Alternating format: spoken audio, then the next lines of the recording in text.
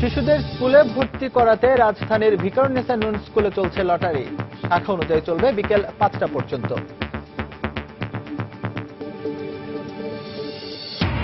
নির্বাচন কমিশন গঠন এবং পদ্ধতি নিয়ে স্থায়ী সমাধানের পক্ষে জাতীয় পার্টি, এলডিপি ও কৃষক শ্রমিক জনতা লীগ। দাবি সরকারি প্রভাবমুক্ত নির্বাচন। নারায়ণগঞ্জ সিটি নির্বাচনে অনেক কাউন্সিলর প্রার্থীর বিরুদ্ধে হত্যার হুমকি ও ভয়ভীতি দেখানোর অভিযোগ। পরিস্থিতি নিয়ন্ত্রণে দাবি নির্বাচনী কর্মকর্তার। যানবাহনের মধ্যে গতির অসম প্রতিযোগিতা আর অদক্ষ চালকের কারণেই মহাসড়কে বাড়ছে হতাহতের সংখ্যা। পুলিশি টহল বাড়ানোর পাশাপাশি কঠোর হওয়ার পরামর্শ গবেষকদের। এবং পোশাক তৈরির সিংহভাগ কাপড় আমদানি করায় দেশের রপ্তানি আয়ের বড় অংশ চলে যাচ্ছে বিদেশে। মূলধন, জমি ও জ্বালানি সংকটে সম্ভব হচ্ছে না বিনিয়োগ, বলছেন উদ্যোক্তারা।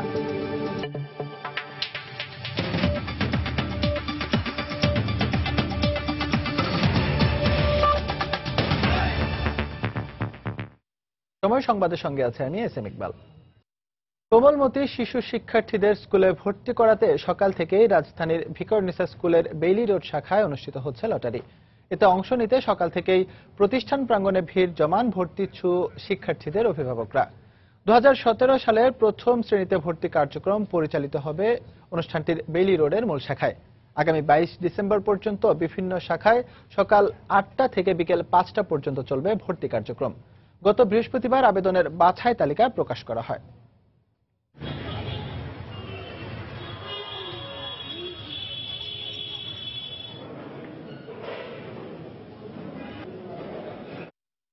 দর্শক, এই মুহূর্তে রাজধানীর ভিকারুননিসা স্কুলের বেইলি রোড শাখায় আছেন আমাদের রিপোর্টার ফেরদৌস লিপি। আমরা সরাসরি চলে যাচ্ছি সেখানে। লিপি,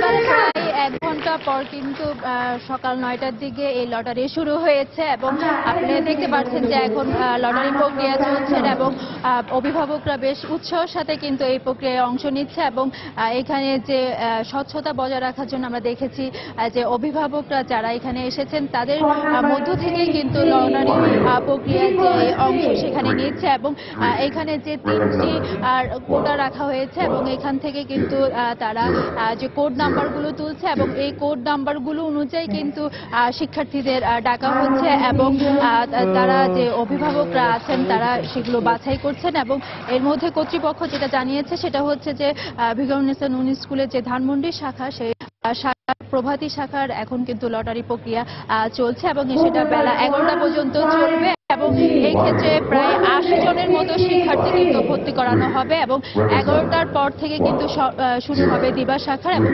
সেখানেও প্রায় 80 জনের ভর্তি হবে এবং এই দুটি শাখার কিন্তু প্রায় 818 জন শিক্ষার্থী অনলাইনে ভর্তির জন্য আবেদন করেছিল এবং সেখান থেকে কাগজপত্র যাচাই বাছাই করে কিন্তু আজকে লটারি প্রক্রিয়াটা অনুষ্ঠিত হচ্ছে এবং এই ক্ষেত্রে আপনি দেখছেন যে অভিভাবকরা আছেন তারা কিন্তু উপস্থিত আছেন এবং যাদের কোড নাম্বারগুলো তোলা হচ্ছে সেই কোড নাম্বার অনুযায়ী কিন্তু অভিভাবকরা দাঁড়াচ্ছেন এবং এই ক্ষেত্রে কিন্তু শিক্ষার্থীদের আনা নিষেধাজ্ঞায় কিন্তু শুধুমাত্র অভিভাবকরা এসেছেন এবং এই প্রক্রিয়াটা কিন্তু চলবে এবং বেলা 2:30টা থেকে কিন্তু আজিমপুর শাখার যে স্কুল রয়েছে সেটার লটারি প্রক্রিয়া শুরু হবে এবং এই ক্ষেত্রে অভিভাবক যারা আছেন তাদের সাথে কথা বলেছি, তারা বলছেন যে স্বচ্ছ প্রক্রিয়ার কারণে যে লটারি হচ্ছে তারা খুশি আছেন এবং এই ক্ষেত্রে কিন্তু যেন স্বচ্ছ প্রক্রিয়াটা বজায় থাকে সেটা নিশ্চিতকরণের দাবি জানিয়েছেন এবং সকাল 9টার দিকে কিন্তু মাউসির যে মহাপরিচালক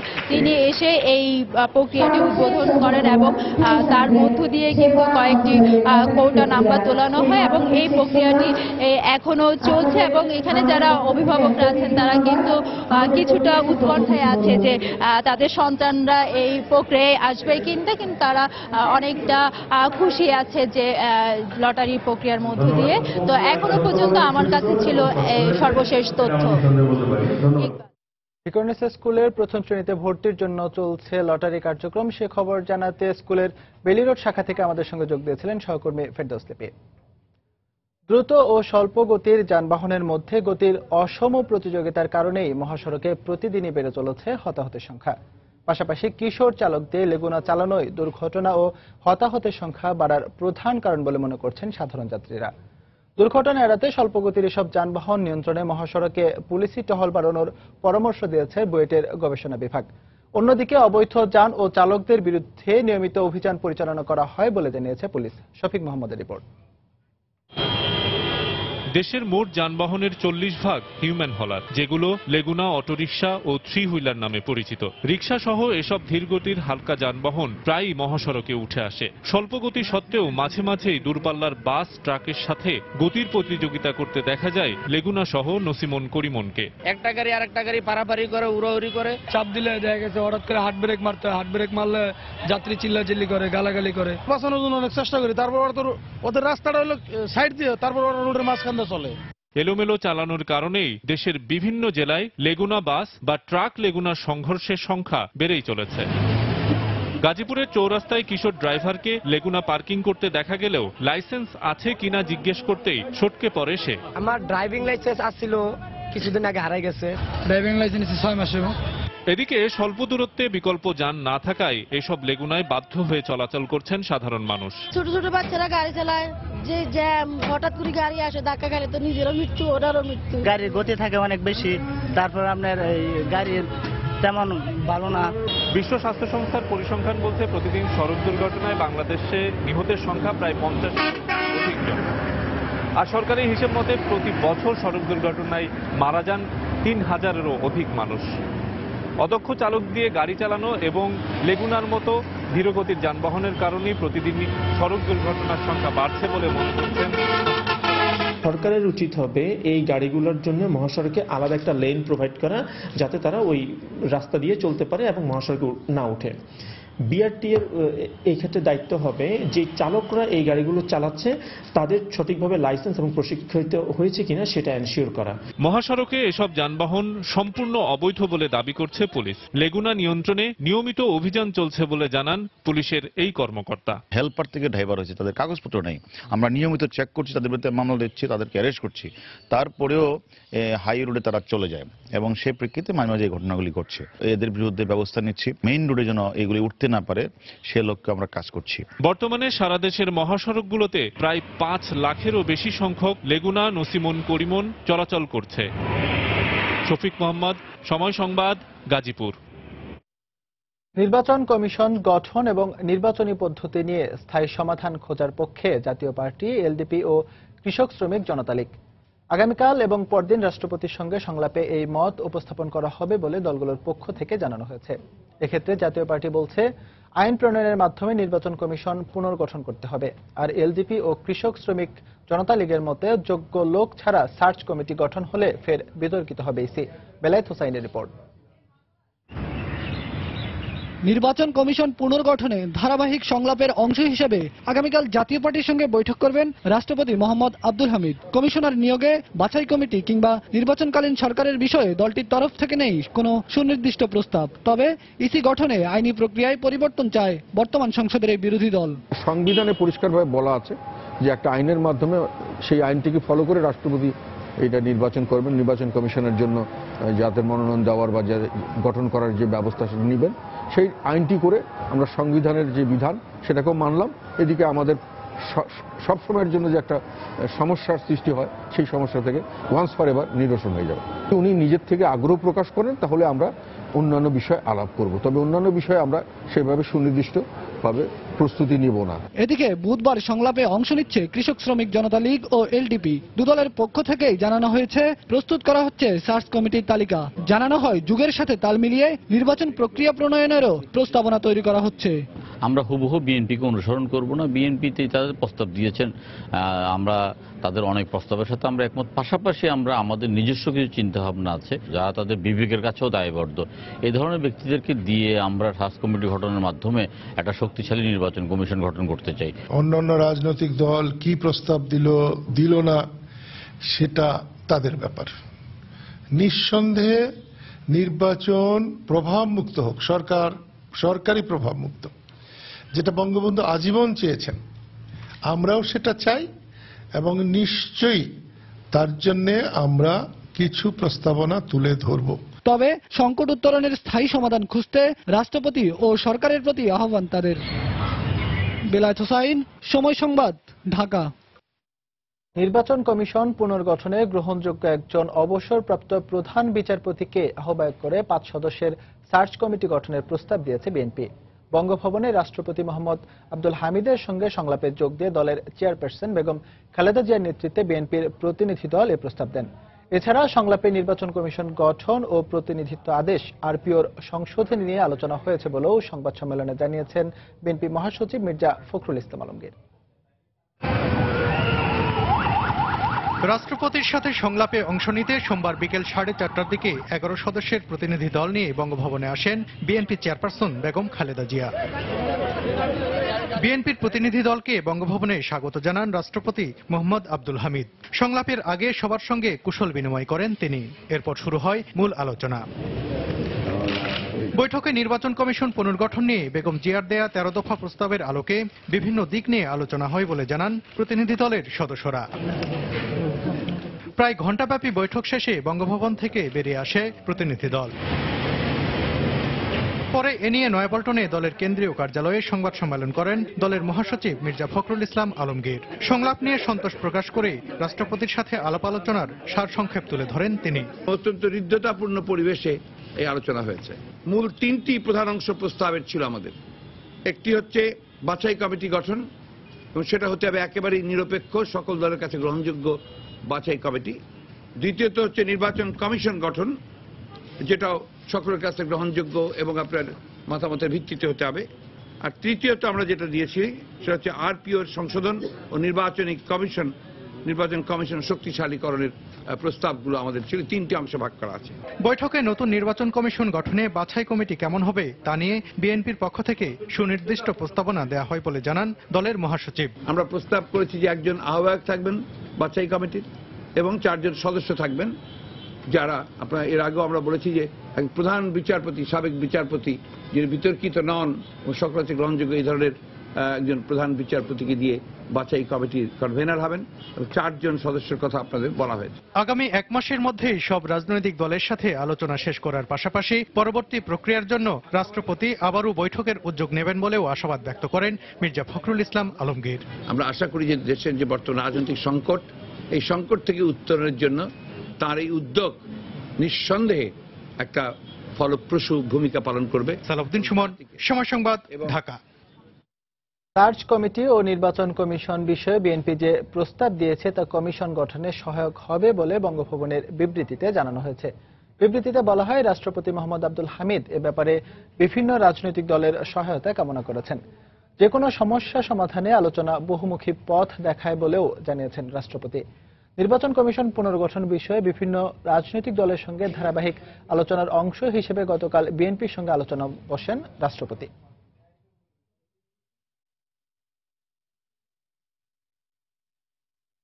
বিএনপির নির্বাচন কমিশন গঠন ইস্যুর রাজনৈতিক অঙ্গনে দলটির বেঁচে থাকার চেষ্টা বলে মন্তব্য করেছেন আওয়ামী লীগ নেতারা। তারা আশা করেন রাষ্ট্রপতি সব দলের সঙ্গে আলোচনা করে একটি গ্রহণযোগ্য নির্বাচন কমিশন গঠন করবেন। তারা আরও বলেছেন, বিএনপির মনোভাব যে কোনো আলোচনা সফল হওয়ার জন্য প্রতিবন্ধকতা। গতকাল বিভিন্ন অনুষ্ঠানে এসব মন্তব্য করেন বক্তারা। নির্বাচন কমিশন গঠন নিয়ে বিএনপির সংলাপের দাবির প্রেক্ষিতে রোববার রাষ্ট্রপতির সঙ্গে অনুষ্ঠিত হলো আলোচনা। এদিকে এক অনুষ্ঠানে অংশ নিয়ে বিএনপি নির্বাচন কমিশন গঠনের নামে দেশে অস্থিতিশীল পরিস্থিতি সৃষ্টি করতে চায় বলে মন্তব্য করেছেন খাদ্যমন্ত্রী অ্যাডভোকেট কামরুল ইসলাম। এই নির্বাচন কমিশন গঠন নিয়ে আমার একটা ঘোলা পানিতে মাছ শিকার করতে যাচ্ছে, একটা দেশে একটা অস্থিতিশীল অবস্থার সৃষ্টি করতে যাচ্ছে। আসলে কিছুই না। আন্দোলন তাদের দ্বারা হবে না, মাজা ভাঙ্গা দল মাজা সোজা করে দাঁড়াতে পারে না, এবং আগামী নির্বাচনে তারা সুরসুর করে নির্বাচনে যেইভাবেই হোক তারা নির্বাচনে আসবে। তবে নির্বাচন কমিশন গঠন ইস্যুকে রাজনৈতিক অঙ্গনে বিএনপির বেঁচে থাকার চেষ্টা বলে মনে করেন আওয়ামী লীগের যুগ্ম সাধারণ সম্পাদক মাহবুবুল আলম হানিফ। বিএনপির সংলাপের পর তাৎক্ষণিক প্রতিক্রিয়ায় তিনি বলেন, রাষ্ট্রপতি একটি গ্রহণযোগ্য নির্বাচন কমিশন গঠন করবেন, এটাই তারা আশা করেন। বিএনপি তাদের সামনে যেহেতু কোনো রাজনৈতিক ইস্যু নেই, সেই কারণে এটাকেই তারা রাজনৈতিক ইস্যু বানিয়ে তারা একটা রাজনীতির মধ্যে তারা বেঁচে থাকার জন্যই চেষ্টা করেছেন। আমরা আশা করি মহামান্য রাষ্ট্রপতি উনি সকলের অভিভাবক হিসাবে উনি সকলের প্রস্তাব নিয়ে এটা সাংবিধানিকভাবে ওনার যে ক্ষমতা আছে সেই ক্ষমতা অনুযায়ী উনি একটি নির্বাচন কমিশন গঠন করবেন, যেটা সকলের কাছে গ্রহণযোগ্য হবে। অন্যদিকে আওয়ামী লীগের সাধারণ সম্পাদক ওবায়দুল কাদের মন্তব্য করেছেন, বিএনপির মনোভাবের কারণে যে কোনো আলোচনা সফল হয় না। আমরা অভিনন্দন জানাই মহামান্য রাষ্ট্রপতি, নিবন্ধিত সব রাজনৈতিক দলকে তিনি সংলাপে ডেকেছেন। অভিজ্ঞতা সুখকর নয়।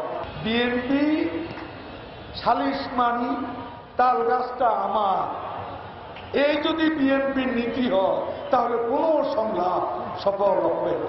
অন্য এক অনুষ্ঠানে 14 দলের সমন্বয়ক মোহাম্মদ নাসিম মন্তব্য করেছেন, নিবন্ধিত সব দলের সঙ্গে সংলাপ শেষে রাষ্ট্রপতির সিদ্ধান্ত অনুযায়ী নির্বাচন কমিশন গঠন হবে। মাননীয় প্রধানমন্ত্রী বলেছেন যে আমি চাই সবার অংশগ্রহণে ইলেকশন হোক। তিনি বলেছেন সবার পরামর্শ নিয়ে মহামান্য রাষ্ট্রপতি আলোচনা করে নির্বাচন কমিশন ঠিক করুন। এই কাজটি তো আমরা শুরু করেছি অলরেডি। এ সময় তিনি 2019 সালের নির্বাচনের আগে কোনো ঝামেলা না করে জনগণের উপর আস্থা রাখার জন্য বিএনপির প্রতি আহ্বান জানান। হাবিবুল ইসলাম হাবিব, সময় সংবাদ, ঢাকা। এদিকে নির্বাচন কমিশন পুনর্গঠন বিষয়ে রাষ্ট্রপতির সঙ্গে বিএনপির সংলাপকে ইতিবাচক হিসেবে দেখছেন নির্বাচন পর্যবেক্ষকরা। সংলাপে রাষ্ট্রপতির কাছে বিএনপির দাবি দাওয়াগুলোর সঙ্গে অনেকটাই একমত পোষণ করলেও দলটির অনেক দাবি বাংলাদেশের প্রেক্ষাপটে সম্ভব নয় বলে মনে করেন তারা। আর নীতিগত কারণে বাছাই কমিটিতে বিচারপতিদের অন্তর্ভুক্ত করা উচিত নয় বলে মত সাবেক বিচারপতি সৈয়দ আমিনুল ইসলামের। আগামী ফেব্রুয়ারিতে শেষ হচ্ছে বর্তমান নির্বাচন কমিশনের মেয়াদ। শূন্য আসনে আসবেন নতুন কমিশনাররা, তাদের উপরই পড়বে পরবর্তী জাতীয় সংসদ নির্বাচনের দায়িত্ব। তাই কেমন হবে পরবর্তী নির্বাচন কমিশন বা রাজনৈতিক দলগুলোই বা কেমন নির্বাচন কমিশন চান তা গুরুত্বপূর্ণ। তারই ধারাবাহিকতায় রাজনৈতিক দলগুলোর সাথে রাষ্ট্রপতির সংলাপের প্রথম দিন অংশ নেয় বিএনপি। সংলাপের প্রস্তাবনা অনুযায়ী যারা নিয়োগপ্রাপ্ত হবেন তাদের কাজ করতে হবে পুরনো কর্মকর্তাদের সাথেই। তাই একটি কার্যকর নির্বাচন কমিশন গঠনের দিকেই রাজনৈতিক দলগুলোর জোর দেওয়া প্রয়োজন বলে মনে করেন সাবেকেই নির্বাচন কমিশনার। একমাত্র নির্বাচন কমিশন আমরা যদি খুঁজে খাজে এরকম আইডিয়াল নির্বাচন কমিশন বেরো করি, তাদের তো কাজ করতে হবে 11 লক্ষ থেকে 12 লক্ষ লোক নিয়ে, তারা তো সরকারি লোক। এখন তাদের ভিতরে কেমনি এই নির্বাচন কমিশন খুঁজে বের করবে কে কোন সময় কোথায় ছিল, কোন দলে ছিল, কোন দলের সাপোর্টার ছিল কেন।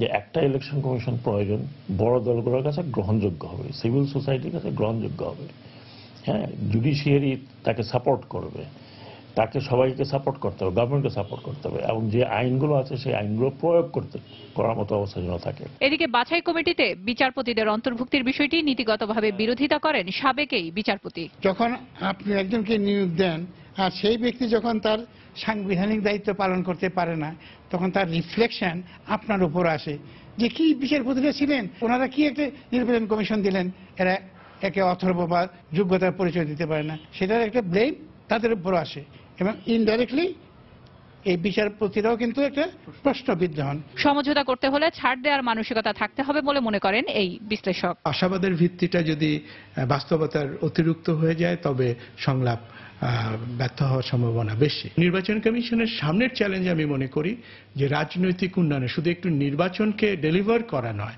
আমাদের রাজনৈতিক উন্নয়ন প্রক্রিয়ায় দলগুলোকে আমাদের সংবিধানের কাঠামোর আওতায় শৃঙ্খলার মধ্যে আনা। নির্বাচন কমিশনকে দলীয় প্রভাবমুক্ত রাখতে কমিশনের নিজস্ব সচিবালয় ও আইন প্রণয়ন করার তাগিদ দিয়েছেন পর্যবেক্ষকরা। সিলিয়া সুলতানা, সময় সংবাদ, ঢাকা। সময় সংবাদ আরো থাকছে। বছর ঘুরতে আবারও চট্টগ্রামে বাড়ানো হচ্ছে ওয়াসার পানির দাম। চাহিদা না মিটিয়ে এমন উদ্যোগ অযৌক্তিক, দাবি ক্যাবের। এবং কাতারে নতুন শ্রম আইন কার্যকর, বিস্তারিত প্রকাশ না করায় হতাশ প্রবাসী বাংলাদেশি শ্রমিকরা, শিকার হচ্ছেন বিড়ম্বনার। জানাবো নারায়ণগঞ্জ সিটি নির্বাচনের খবর। নারায়ণগঞ্জ শহরে শেষ মুহূর্তে চলছে জমজমাট নির্বাচনী প্রচারণা। এই মুহূর্তে 2 নম্বর রেলগেট এলাকায় আছেন রিপোর্টার মাহমুদ রাকিব এবং চাষার এলাকায় আছেন আমাদের রিপোর্টার রাশেদ লিমন। আমরা সরাসরি চলে যাব তাদের কাছে। প্রথমে যাচ্ছি রাকিবের কাছে। রাকিব, মুহূর্তে আছি নারায়ণগঞ্জ শহরের 2 নম্বর রেলগেট এলাকায় আওয়ামী লীগ অফিসের সামনে। আপনি জানেন যে নারায়ণগঞ্জ সিটি কর্পোরেশন নির্বাচনের প্রচারণার একদমই শেষ পর্যায়ে আছে এখন প্রার্থীরা, আর মাত্র একদিন সময় আছে, আজকের দিন যদি আমরা বাদ দেই। আগামীকাল মাঝরাতে গিয়ে প্রচারণা শেষ হয়ে যাবে নারায়ণগঞ্জ সিটি কর্পোরেশন নির্বাচনে। তবে আমি যদি আপনাকে আওয়ামী লীগ মনোনীত মেয়র প্রার্থী সেলিনা হায়াৎ আইভীর কথা জানিয়ে রাখি, তিনি এখনো পর্যন্ত আজ সকাল থেকে প্রচার প্রচারণায় নামেননি। যেহেতু টানা প্রচার প্রচারণা করে তিনি বেশ ক্লান্ত হয়ে পড়েছেন, সেহেতু তিনি হয়তোবা আরো কিছুক্ষণ পরে প্রচারণায় নামবেন। তবে আমরা জানতে পেরেছি যে আওয়ামী লীগের কেন্দ্রীয় নেতৃবৃন্দ আজ এখানে আসতে পারেন, যারা এসে তার সঙ্গে একটি মত বিনিময় করতে পারেন বা নির্বাচনে যে তার কি পলিসি হবে সেগুলো নিয়ে কথা বলতে পারেন। তো আমরা আছি সেজন্য আওয়ামী লীগ অফিসের সামনে। আপনি দেখছেন যে আওয়ামী লীগ অফিসের সামনে এখানকার যারা স্থানীয় নেতাকর্মী আছে তারা কিন্তু জড়ো হয়েছেন। এখানে আমরা একটি দেখছি একজন যিনি আওয়ামী লীগের সমর্থক, তিনি একটি বড় নৌকা নিয়ে এসেছেন। আসলে এটি যে ভালোবাসা একজন প্রার্থীর পক্ষে একজন সমর্থকের, তারই কিন্তু বহিঃপ্রকাশ, এক কথা আমরা বলতে পারি। আমি এর বাইরে আপনাকে যদি কয়েকটি তথ্য জানিয়ে রাখি, নির্বাচন কমিশনের পক্ষ থেকে নারায়ণগঞ্জ সিটি কর্পোরেশন নির্বাচনের আইন শৃঙ্খলা রক্ষায় আজ নারায়ণগঞ্জ শহরে 22 প্লাটুন বিজিবি মোতায়েন করার কথা রয়েছে। এছাড়া নারায়ণগঞ্জ সিটি কর্পোরেশন এলাকায় আজ অতিরিক্ত আইন শৃঙ্খলা বাহিনীর সদস্যদের মোতায়েন করার কথা রয়েছে এবং প্রতিটি ওয়ার্ডে অর্থাৎ 27টি ওয়ার্ডের প্রত্যেকটিতে একজন নির্বাহী ম্যাজিস্ট্রেটের অধীনে একজন সহকারী রিটার্নিং কর্মকর্তা এবং আইন শৃঙ্খলা বাহিনীর সদস্য ও র্যাব সদস্যদের সমন্বয়ে একটি যৌথ উদ্যোগ নিয়েছেন নির্বাচন কমিশন, যাতে করে এখানে কোনো ধরনের অপ্রীতিকর পরিস্থিতি না হয়, আইন শৃঙ্খলার অবনতি না হয়। তো সব মিলিয়ে বুঝতেই পারছেন যে নির্বাচনের একদমই শেষ পর্যায়ে আছে পুরো নারায়ণগঞ্জ শহর, নির্বাচন কমিশন এবং ভোটাররা এবং বিশেষ করে প্রার্থীরা। তো বুঝতে পারছেন যে যেহেতু কাল নাগাদ প্রচার প্রচারণা শেষ হবে, হয়তো বা কিছুক্ষণ পরেই আওয়ামী লীগ মেয়র প্রার্থী সেলিনা হায়াৎ আইভী প্রচারণায় নামতে পারেন, তবে সেটি এখনো তিনি আমাদেরকে নিশ্চিত করে জানাননি। তো এর বাইরে আমরা যদি দেখেছি নির্বাচন কমিশন পুরোপুরি প্রস্তুতি গ্রহণ করছে, বিজিবি হয়তো বা কিছুক্ষণের মধ্যেই নেমে যাবেন 22 প্লাটুন, সেটি আমরা আপনাকে পরবর্তীতে জানিয়ে দেব। তো আমার কাছে মোটামুটি আওয়ামী লীগ মনোনীত মেয়র প্রার্থী সেলিনা হায়াৎ আইভীর আজকের যে প্রচার প্রচারণা করবার কথা রয়েছে, এই ছিল তার সবশেষ খবর। আমাদের সহকর্মী রাশেদ লেবন আছেন চাষাড়া এলাকায়, সেখানকার নির্বাচনী খবর জানাতে আমরা একটু যেতে চাই তার কাছে। রাশেদ,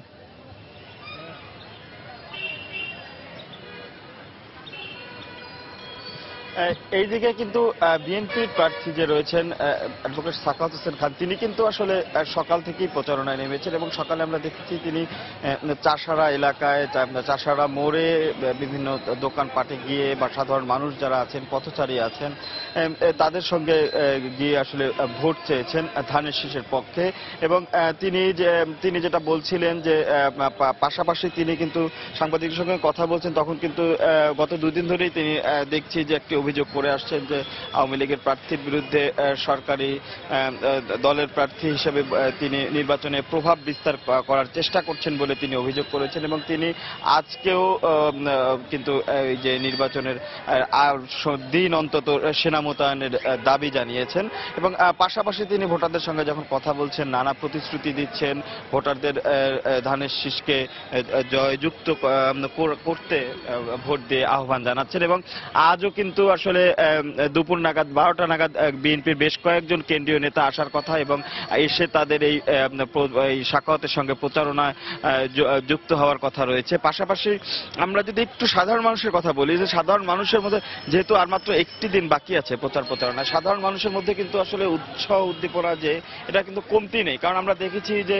এই নির্বাচনকে ঘিরে খুব বড় ধরনের কোনো অভিযোগ কিংবা বড় ধরনের দুর্ঘটনা, মানে কোনো ধরনের নাশকতার ঘটনা, এই ধরনের ঘটনা কিন্তু আসলে খুব কম ঘটেছে, যে কারণে মানুষের মধ্যে একটা স্বস্তি বিরাজ করছে। এবং এই মানুষগুলো কিন্তু আমরা দেখছি যে ভোট দিতে মুখে আছে এবং তারা বলছে যে পরিস্থিতি যদি এমন থাকে, আইনশৃঙ্খলা পরিস্থিতি যদি স্বাভাবিক থাকে, সবকিছু মিলিয়ে সাধারণ মানুষের যে নির্বাচনের যে ভোট যে তার নাগরিকদের অধিকার, সেই অধিকার তারা কিন্তু আসলে সেই ভোট দিতে কিন্তু তারা এই 22 ডিসেম্বর যাবেন। এবং তারা বলছেন পরিস্থিতি এভাবে থাকলে কিন্তু তাদের যে প্রত্যাশার প্রতিফলন সেটা কিন্তু আসলে ব্যালট বাক্সে বা 22 ডিসেম্বর সেই প্রত্যাশার প্রতিফলন ঘটবে। সাধারণ মানুষ আসলে তারা কিন্তু সব প্রার্থীরাই যখন আসছে তাদের সঙ্গে কথা বলতে, তারা কিন্তু প্রার্থীদের সঙ্গে কথা বলছে, প্রার্থীরা যেভাবে তাদের প্রতিশ্রুতি দিচ্ছেন সেই প্রতিশ্রুতিগুলো শুনে নিচ্ছেন। পাশাপাশি তারা কিন্তু এখন শেষ মুহূর্তে শুধু যে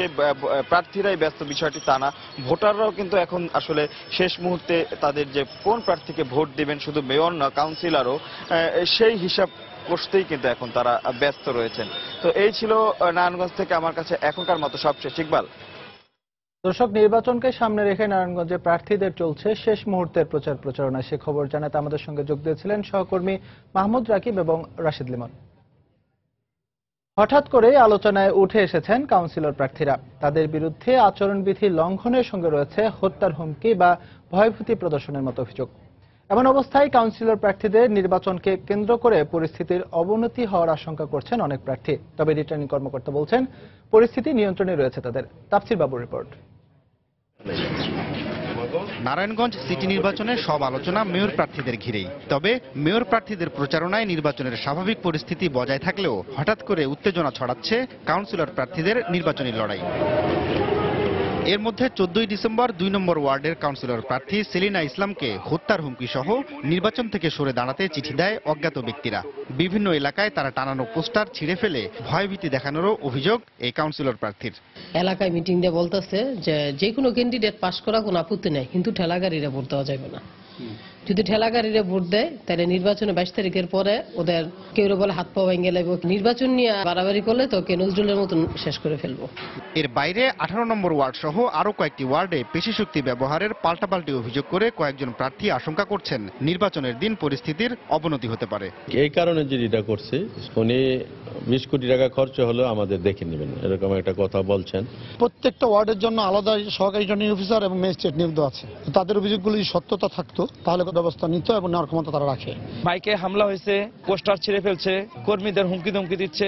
এরা কেন্দ্র দখল যাতে না করতে পারে এর জন্য প্রশাসনের কাছে আমার জোর দাবি, যাতে প্রশাসন যাতে অতিরিক্ত আইন শৃঙ্খলা বাহিনী এখানে প্রেরণ করে। তবে প্রার্থীদের অভিযোগ পাওয়ার কথা স্বীকার করে রিটার্নিং কর্মকর্তা বলছেন নির্বাচনী পরিস্থিতি নিয়ে আশঙ্কার কোনো কারণ নেই। মোবাইলে হুমকি দেওয়া বা ভোট করতে না বলা এগুলো এখন ভেরি ইউজুয়াল হয়ে গেছে। এগুলো আমার মনে হয় যে একজন সাহসী প্রার্থী এইসব নিয়ে ভোট থেকে সরে যাবেন না। তার উপরে যদি স্পেসিফিক অভিযোগ থাকে আমার কাছে আসতে হবে একটি লিখিত অভিযোগ প্রমাণ সহকারে, আমি সেটি প্রপার অথরিটিকে বলে দেবো। এই কাজটি করতে 2 ঘন্টা লাগবে আমার। নির্বাচন সংশ্লিষ্টরা বলছেন আনুষ্ঠানিকভাবে প্রচারণা শুরুর পর থেকে এখনো পর্যন্ত শান্তিপূর্ণই আছে নারায়ণগঞ্জের নির্বাচনী পরিবেশ। তবে প্রার্থী আর ভোটাররা বলছেন শেষ মুহূর্তে এসে কয়েকটি ঘটনায় গন্ডগোল কিংবা সহিংসতার কিছু কিছু উপসর্গ ক্রমেই দৃশ্যমান হচ্ছে।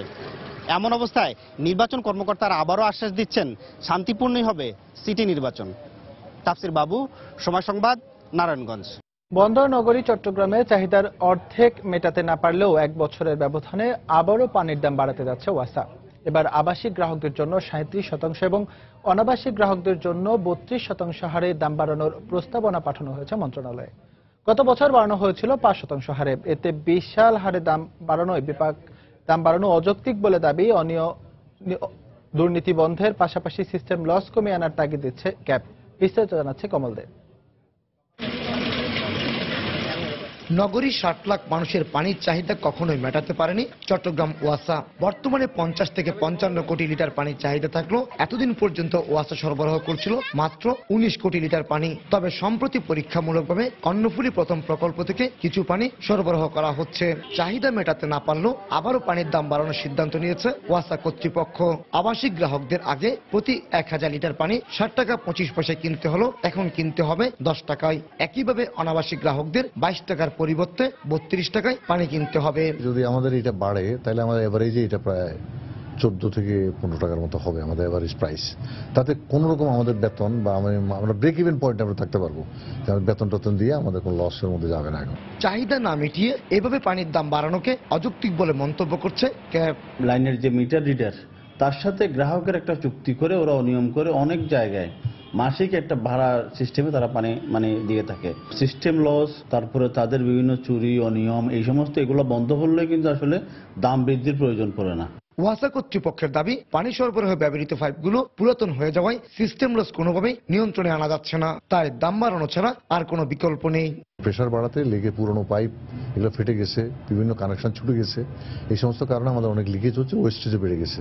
তো তার সবকিছু মিলিয়ে আমরা যে পানিটা জনগণকে দিচ্ছি সেই সেবার মূলে আমরা চাচ্ছি জনগণ হয়তো আমাদেরকে এই যে বাড়ানো যে এটা অ্যাকসেপ্ট করে নেবে। চট্টগ্রাম ওয়াসার এই পানির দাম বাড়ানোর প্রস্তাবনা বর্তমানে স্থানীয় সরকার মন্ত্রণালয়ে বিবেচনায় রয়েছে। প্রস্তাব অনুমোদন হলে আগামী জানুয়ারি থেকে তা কার্যকর করা হবে। কমল দে, সময় সংবাদ, চট্টগ্রাম। রাজধানীর যাত্রাবাড়ির মীর হাজিরবাগে ট্রাক চাপায় ফ্যান কারখানার 2 নারী শ্রমিক নিহত হয়েছেন। এছাড়া শ্যামপুরে তার কারখানায় মেশিনের আঘাতে মারা গেছেন এক শ্রমিক। প্রতিবেশী স্বজনরা জানায় গতরাত 9:30টার দিকে মীর হাজিরবাগের ফ্যান কারখানা থেকে কাজ শেষে ধোলাইপাড়ের বাসায় ফিরছিলেন 3 নারী কর্মী। রাস্তা পারাপারের সময় 3 নারী কর্মীকে ট্রাক চাপা দেয়। এতে ঘটনাস্থলেই এক নারী কর্মী মারা যান। অপর দুজনকে ঢাকা মেডিকেলে নেওয়া হলে একজন চিকিৎসাধীন অবস্থায় মারা যান, অপরজন এখনো চিকিৎসাধীন রয়েছে। এদিকে রাজধানীর শ্যামপুরে একটি তার কারখানায় কাজ করার সময় মাথায় আঘাত পেয়ে এক শ্রমিক নিহত হয়েছেন। ট্রাকের লোকে বাড়ি খাইয়া ট্রাকের নিচে পড়িয়া ওই ননন মারা গেছে, ওই জায়গায় বাইর বই পর্যন্ত যেমন আনছে রাস্তায় বলে মারা গেছে। তারে মেলে কাজ করতেছে তো তারে প্যাচ লেগে টান লাগছে, প্যাচে পড়ছে তার যে ইয়ের মধ্যে চাক্কার মধ্যে বাড়ি খাইয়া এক আঘাত পেয়েছে। আঘাত পাওয়ার সাথে সাথে আমরা চেঞ্জ করে মেডিকেল আনছি, এখানে আনার পরে ওনারা বলতেছে যে উনি নাই। সময় সংবাদ আরো থাকছে।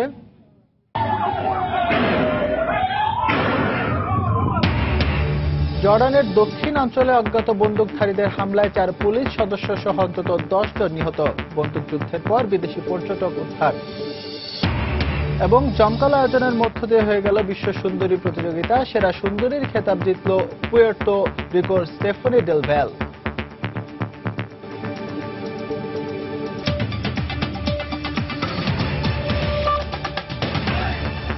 বিশ্বের দ্বিতীয় শীর্ষ পোশাক রপ্তানিকারক দেশ বাংলাদেশ, অথচ ওভেন পোশাকের সিংহভাগ কাপড় আমদানি করতে হচ্ছে বিদেশ থেকে। ফলে খাতে বিপুল পরিমাণ রপ্তানি অর্ডার যেমন হাতছাড়া হচ্ছে, তেমনি রপ্তানি আয়ের বড় অংশ চলে যাচ্ছে দেশের বাইরে। উদ্যোক্তারা বলছেন, বস্ত্র খাতে বিনিয়োগের ব্যাপক সম্ভাবনা থাকলেও মূলধন, জমি ও জ্বালানি সংকটে সম্ভব হচ্ছে না তা। বিস্তারিত জানাচ্ছেন হাজেরা শুলি। তৈরি পোশাক রপ্তানির অগ্রযাত্রার সাথে সহযোগী শিল্প হিসাবে 80-র দশকে যাত্রা শুরু বস্ত্র খাতের। বর্তমানে নিটওয়্যার পোশাকের 85% কাপড় সরবরাহ করছে স্থানীয় বস্ত্র কারখানা, কিন্তু সিংহভাগ কাপড় ও অ্যাক্সেসরিজ বাইরে থেকে আমদানি করতে হওয়ায় ওভেন পোশাক রপ্তানির ব্যাপক সম্ভাবনা হাতছাড়া হচ্ছে বাংলাদেশের। বৈশ্বিক চাহিদার সাথে পাল্লা দিয়ে বাড়েনি বস্ত্র কারখানা। শিল্প মালিকরা জানান, গ্যাস ও বিদ্যুৎ না পাওয়ায় নতুন শিল্প স্থাপন তো দূরের কথা, উৎপাদনে আসতে পারছে না অনেক কারখানা। ওভেন ফেব্রিক্সের মাত্র 20% আমরা লোকালি তৈরি করতে পারি। যদি ফেব্রিক্সটা, অ্যাক্সেসরিজটা যদি করতে পারি, তাহলে সম্পূর্ণ টাকাটাই কিন্তু আমাদের দেশে থেকে গেল। প্রায় 100-র মতো ইন্ডাস্ট্রি আছে যারা নাকি তাদের মেশিন বর্ধিত করছে, কিন্তু গ্যাসের জন্য চালাতে পারতেছে না। এছাড়া ব্যাংক ঋণের উচ্চ সুদের কারণে এ খাতে কাঙ্ক্ষিত বিনিয়োগ হচ্ছে না। এজন্য বিদেশি ঋণ সহজলভ্য করার দাবি উদ্যোক্তাদের। ওভেনে হিউজ ইনভেস্টমেন্ট প্রয়োজন, এবং সেই ইনভেস্টমেন্টের পরিমাণ এত বেশি যেটা ব্যাংক থেকে 10%-এর উপরে ইন্টারেস্ট দিয়ে এই টাকা ইনভেস্ট করলে সেটা আর সার্ভাইভ করতে পারবে না। ফরেন লোন যদি আরো সহজলভ্য করে দিতে পারে এবং বিদেশি ইনভেস্টমেন্টকে যদি আমাদের বিশেষ করে ওভেনের যে ফ্যাব্রিক্স ম্যানুফ্যাকচারিং ইউনিটে যদি আনা যায়, 20%-এর উপরে গ্রোথ হওয়ার সুযোগ রয়েছে। এদিকে জমি সংকট থাকায় বস্ত্র খাতের জন্য অর্থনৈতিক অঞ্চলগুলোতে পৃথক জোন বরাদ্দ চান শিল্প মালিকরা। গভর্নমেন্ট যে ইকোনমিক জোনগুলো করছে সেইখানে যাতে স্পেসিফিক বস্ত্র খাতের জন্য একটা জোন করে দেওয়া, সেই ক্ষেত্রে স্পিনিংও থাকবে, এবং এই ধরনের যদি স্পেশালাইজ কিছু দেওয়া হয় সেই জায়গায় কিন্তু আমদানি কমে আমাদের ভ্যালু এডিশনটা কিন্তু আরো বাড়তে পারে। স্থানীয় 792টি বস্ত্র কারখানা বছরে 220 কোটি মিটার কাপড় উৎপাদন করে। বিশ্বের তৈরি পোশাকের বাজার $420 বিলিয়ন। এই বাজারে বাংলাদেশের অংশ মাত্র 5%। শিল্পোদ্যোক্তাদের মতে বিশ্ব পোশাকের বাজারে বাংলাদেশের অংশ বাড়ানো এবং 2021 সালে $50 বিলিয়ন রপ্তানির লক্ষ্যমাত্রা অর্জন করতে হলে ওভেন কাপড় উৎপাদনেও স্বয়ংসম্পূর্ণ হতে হবে। হাজেরা শিউলি, সময় সংবাদ, ঢাকা। আধিপত্য বিস্তার নিয়ে নরসিংদীর নীলক্ষায় আবারও বিবাদমান 2 চেয়ারম্যান সমর্থকদের মধ্যে সংঘর্ষ হয়েছে। দিনভর চলা সংঘর্ষে আহত হয়েছেন কমপক্ষে 15 জন। এ সময় অর্ধশত বাড়িঘরে আগুন দেয়া হয়। পুলিশ ও এলাকাবাসী জানায়, গতকাল সকালে রায়পুরা উপজেলার নীলক্ষা ইউনিয়নের বর্তমান চেয়ারম্যান তাজুল ইসলাম ও সাবেক চেয়ারম্যান আব্দুল হকের সমর্থকরা টেটা, বল্লম ও দেশীয় অস্ত্র নিয়ে সংঘর্ষে জড়িয়ে পড়ে। এ সময় বীরগাঁও গ্রামের অর্ধশত বাড়িঘরে আগুন দেওয়ার পাশাপাশি তারা লুটপাট চালায় বলে অভিযোগ স্থানীয়দের। খবর পেয়ে ঘটনাস্থলে পৌঁছে ফাঁকা গুলি ছড়ে পরিস্থিতি নিয়ন্ত্রণে আনে পুলিশ। এ ঘটনা এলাকায় থমথমে পরিস্থিতি বিরাজ করছে। মোতায়েন রয়েছে অতিরিক্ত পুলিশ। এর আগে গত 14 নভেম্বর এই 2 চেয়ারম্যান সমর্থকদের সংঘর্ষে নিহত হন 4 জন। সে সময় প্রশাসন 144 ধারা জারি করেছিল, যা এখনো বলবৎ রয়েছে সেখানে।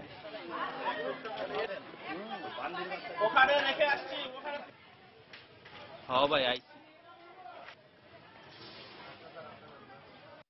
ঘর বাড়ি সব বাঙ্গালাদেশে ভাঙছে তো আমার বাইরে গুলি করছে 2টা। হিসাব করে কোন গন্যা কুলা এবার কথা না যত ঘর পড়ছে কোন গন্যা শেষ কোন যাইতো না। আমরা সত্যিকারে বিচার চাই, আমরা কোনো অপরাধ করি নাই। এরা যে বিনা কারণে এগুলি করতেছে তো আমরা এটা সত্যিকারে বিচার চাই। গত ইউপি নির্বাচনে এই বছর যে রানিং চেয়ারম্যান ছিলেন যিনি গত বছর উনি নির্বাচনে ফেল করছেন, আর যিনি পাশ করছেন উনি তাজুল ইসলাম ফেল করছেন হক সরকার।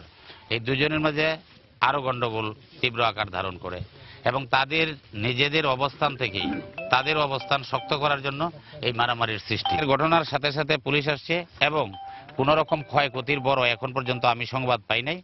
এখানে 4টা ভাগে পুলিশ কাজ করতেছে। কুড়িগ্রামে শীতের তীব্রতা বাড়ার সাথে সাথে বেড়ে গেছে নানা ধরনের শীতজনিত রোগ ব্যাধি। রোগীর সংখ্যা বেড়ে যাওয়ায় চিকিৎসা সেবা নিতে হিমশিম খাচ্ছে সরকারি হাসপাতালের চিকিৎসক নার্সরা। জেলা স্বাস্থ্য বিভাগের দাবি, শীতজনিত রোগ প্রতিরোধে মাঠ পর্যায়ে কাজ শুরু করেছে 85টি মেডিকেল টিম। মমিনুল ইসলাম মঞ্জুর তথ্য ও বেলাল হোসেনের তোলা ছবি নিয়ে ডেস্ক রিপোর্ট।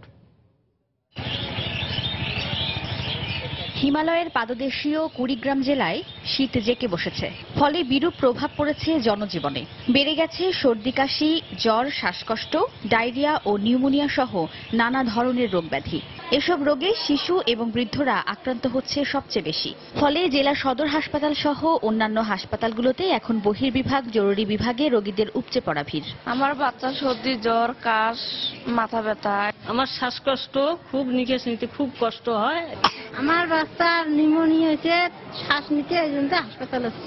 জেলা সদর হাসপাতালে শিশুদের জন্য বরাদ্দ শয্যা সংখ্যার 3 গুণ রোগী ভর্তি থাকায় সেবা দিতে হিমশিম খেতে হচ্ছে বলে জানালেন নার্সরা। শিশু ওয়ার্ডে চাপ অনেক বেশি, তারপর আমরা কাজ করে যাচ্ছি। যদিও আমার শিশু বেডের সংখ্যা 10টা, কিন্তু তুলনামূলকভাবে আমাদের 3 গুণ পর্যন্ত রোগী থাকে।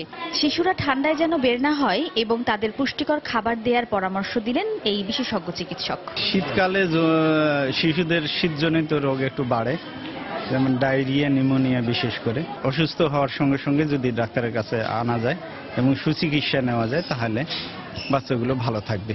সদর হাসপাতালে চিকিৎসকের 42টি পদ থাকলেও আছেন মাত্র 18 জন। তারপরও 3টি বিভাগে বিপুল সংখ্যক রোগীকে চিকিৎসা দেওয়ার চেষ্টা চলছে বলে জানালেন সদর হাসপাতালের শীর্ষ কর্মকর্তা।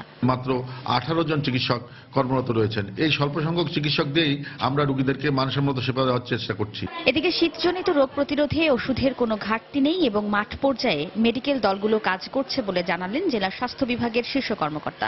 আমাদের যথেষ্ট পরিমাণ ওষুধপত্র সরবরাহ রয়েছে এবং আমরা এই 85টি মেডিকেল টিমের মাধ্যমে সেগুলো বিতরণ করছি। সদর হাসপাতাল কর্তৃপক্ষ জানিয়েছে 100 শয্যার এই হাসপাতালের অন্তঃবিভাগে দ্বিগুণ রোগী ভর্তি থাকছে। এছাড়া প্রতিদিন গড়ে বহির্বিভাগে 500 এবং জরুরি বিভাগে 100 রোগী চিকিৎসা নিচ্ছেন।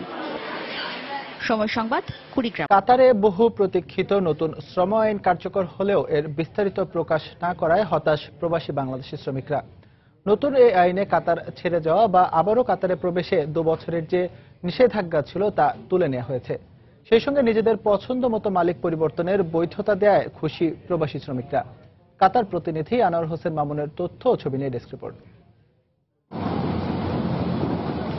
সমালোচনার মুখে অবশেষে বড় ধরনের সংশোধনী এনে গত 4 ডিসেম্বর নতুন শ্রম আইন কার্যকরের ঘোষণা দেয় কাতার সরকার। তবে এই আইন কার্যকরের পর শ্রমিকদের কোনো সুবিধা না বাড়ায় হতাশা প্রকাশ করেছেন প্রবাসী বাঙালিরা। এছাড়া আইনের বিস্তারিত প্রকাশ না করায় মালিক পরিবর্তন করতে বিভিন্ন অফিস ঘুরেও কাজ হচ্ছে না বলে অভিযোগ তাদের। আমি সবগুলো পেপার নিয়ে যাওয়ার পর ওইখান থেকে তারা বলে যে তাদের হাতে এখনো কোনো কিছু ডিটেলস এসে পৌঁছে নাই। সব আইন কানুন এখন কাতারিদের হাতে, ওরা যেমন করতে চাইতেছে ওই রকমই হচ্ছে। সো আমাদের জন্য তেমন একটা সুযোগ সুবিধা নাই। আমরা এখন প্রবাসীরা অনেক হতাশার মাধ্যমে আছি। নতুন আইনে মালিক পরিবর্তনে বাংলাদেশি শ্রমিকরা যাতে দালালদের খপ্পরে না পড়েন সেজন্য দূতাবাস ও প্রবাসীদের একসঙ্গে কাজ করার আহ্বান জানিয়েছেন কমিউনিটি নেতারা। এই আইনটা অতি দ্রুত কার্যকর করা হোক। তার সাথে সাথে জানাই যে বাংলাদেশের এম্বাসির পক্ষ থেকে যে কাগজপত্র লেবার লতে দরকার হয় অতি তাড়াতাড়ি যেন এই কার্যক্রমটা করতে পারে। এই আইনে কোনো বাংলাদেশি শ্রমিক মালিক পরিবর্তন করতে চাইলে তাদের সব রকম সহযোগিতার আশ্বাস দিয়েছেন কাতার নিযুক্ত বাংলাদেশি রাষ্ট্রদূত। বাংলাদেশি শ্রমিক যারা আছেন তাদের নতুন চাকরি বা অন্য কোনো কোম্পানিতে চাকরি দেওয়ার ব্যাপারে আমাদের দূতাবাস থেকে সর্বপ্রকার সহযোগিতা প্রদান করা হবে এবং এখানে যেটা প্রয়োজন হয় গুড কন্ডাক্ট সার্টিফিকেট ইস্যু করা হয় সেটা আমরা যত দ্রুত সম্ভব এটা তাদেরকে প্রদান করার চেষ্টা করব। নতুন শ্রম আইন অনুযায়ী কোনো শ্রমিকের পাসপোর্ট নিয়োগদাতা কাছে রাখলে 10 থেকে 25,000 পর্যন্ত কাতার রিয়াল জরিমানা গুনতে হতে পারে। বাংলাদেশ দূতাবাসের তথ্য অনুযায়ী কাতারে বর্তমানে নির্মাণ শ্রমিক, গৃহকর্মী ও ব্যবসায়ী সহ বিভিন্ন পেশায় 3 লাখ প্রবাসী বাংলাদেশি কর্মরত আছেন। সময় সংবাদ, কাতার। দেশের বাইরের খবর। জর্ডানের দক্ষিণাঞ্চলীয় কারাকে শহরে নিরাপত্তা বাহিনীর অভিযানে 4 বন্দুকধারী নিহতের মধ্য দিয়ে জিম্মি ঘটনার অবসান হয়েছে। এর আগে সন্ত্রাসীদের গুলিতে এক কানাডীয় পর্যটক সহ নিহত হয় অন্তত 10 জন। নিহতদের অপর 7 জন জর্ডানের পুলিশ সদস্য। এই ঘটনায় আহত হয়েছেন অন্তত 27 জন।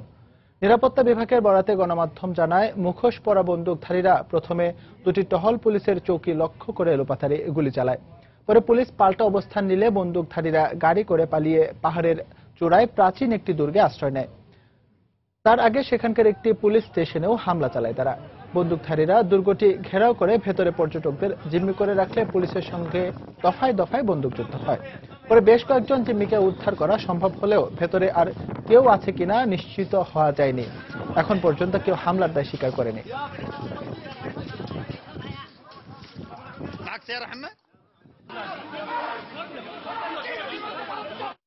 জমকালো আয়োজনের মধ্য দিয়ে হয়ে গেল বিশ্ব সুন্দরী প্রতিযোগিতা। এবার বিশ্ব সেরা সুন্দরীর খেতাব জিতেছেন পুয়ের্তো রিকোর স্টেফেনি ডেল ভ্যাল। স্থানীয় সময় রোববার যুক্তরাষ্ট্রের মেরিল্যান্ডের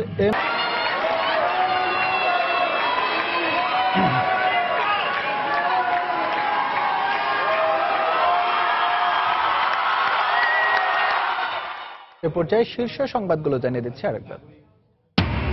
যানবাহনের মধ্যে গতির অসম প্রতিযোগিতা আর অদক্ষ চালকের কারণে মহাসড়কে বাড়ছে হতাহতের সংখ্যা। পুলিশি টহল বাড়ানোর পাশাপাশি কঠোর হওয়ার পরামর্শ গবেষকদের।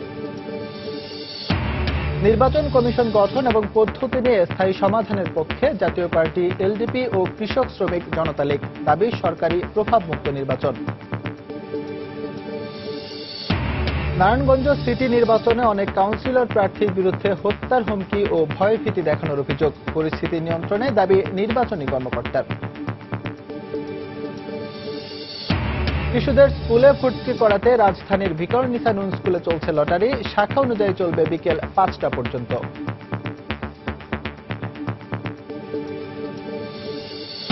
এবং পোশাক তৈরির সিংহভাগ কাপড় আমদানি করায় দেশের রপ্তানি আয়ের বড় অংশ চলে যাচ্ছে বিদেশে। মূলধন, জমি ও জ্বালানি সংকটে সম্ভব হচ্ছে না বিনিয়োগ, বলছেন উদ্যোক্তারা। এই ছিল এখনকার মতো। যে কোনো খবর পেতে ভিজিট করুন সময়নিউজ.tv। যে কোনো বাংলা লিংক, রবি ও এয়ারটেল নম্বর থেকে সময় সংবাদের খবর ও অনুষ্ঠান সম্পর্কে জানতে এবং যে কোনো তথ্য সময় সংবাদকে জানাতে ডায়াল করুন 16242 নম্বরে। এছাড়া এইমাত্র পাওয়া খবর আপনার মোবাইল ফোনে পেতে SMS করুন *BN লিখে পাঠিয়ে দিন 16242 নম্বরে। সঙ্গে থাকুন সময়।